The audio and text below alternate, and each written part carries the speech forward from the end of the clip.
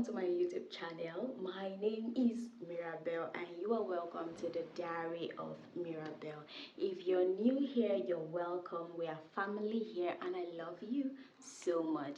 And if you are a returning subscriber, what's up my G's, my day one G's, you're welcome. Thank you for coming back.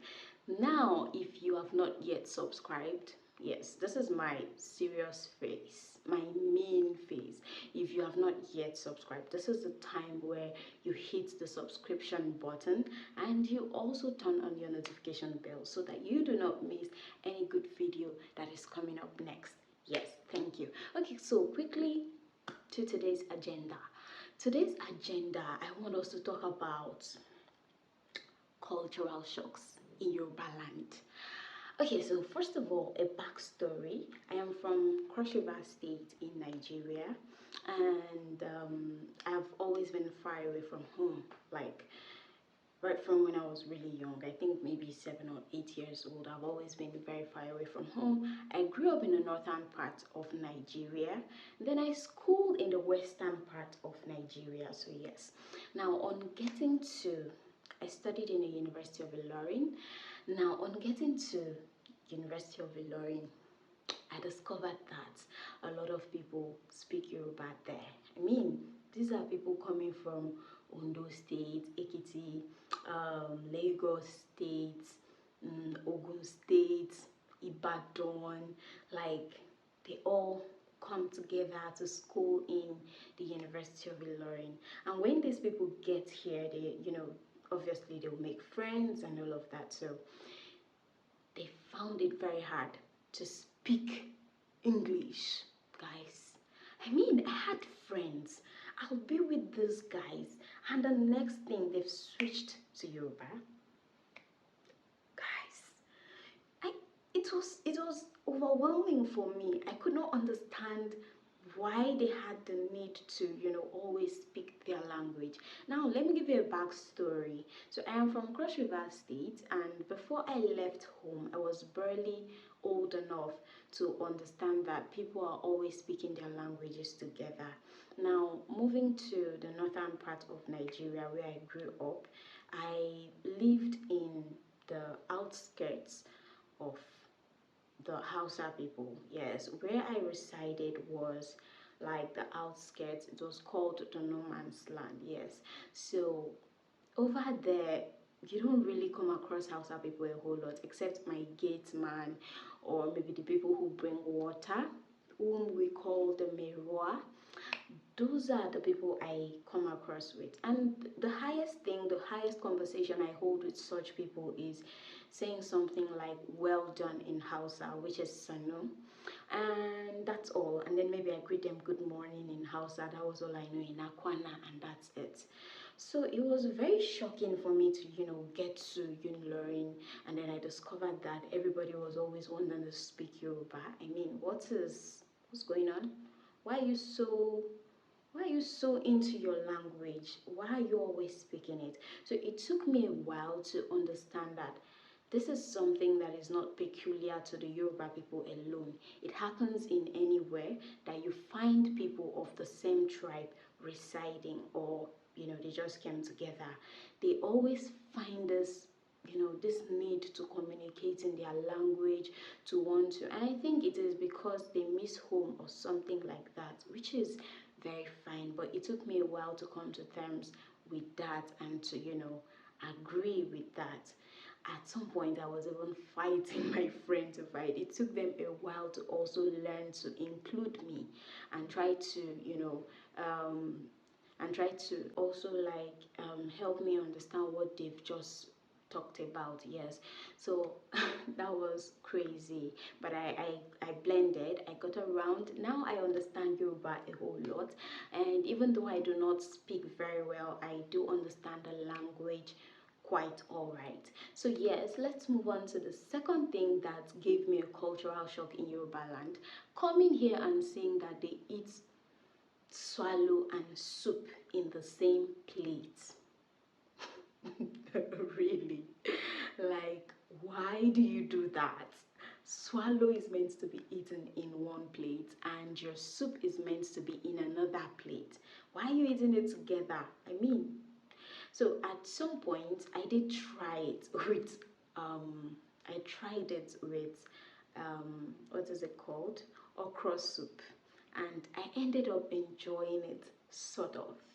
But I have not really gotten around to trying it with any other soup because I don't believe it is compatible for any other soup. But yeah, that was one of the things that shocked me here in Yoruba land.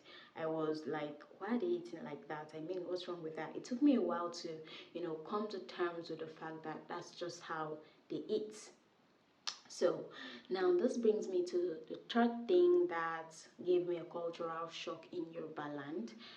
They them always wanting to put stew in everything they are eating. Like they are eating egusi soup, they want to sprinkle a little bit of stew. They are eating okra soup, they want to sprinkle a little bit of stew on it. They want to eat like anything they want to eat. They just want to sprinkle a little bit of stew. They want to eat beans, they sprinkle a little bit of stew. I mean, they are the owners of the famous ewagoyin, which is like boiled beans and stew or sauce sprinkled on it. Yes, so they just want to have an extra sauce to go with whatever they are eating. And I found it strange because where I come from, stew was only a compatible dish for rice. You do not add it to soup, you do not add it to, any other thing. It was just rice. And then they have this thing where they call stew soup or call soup stew. They use it interchangeably.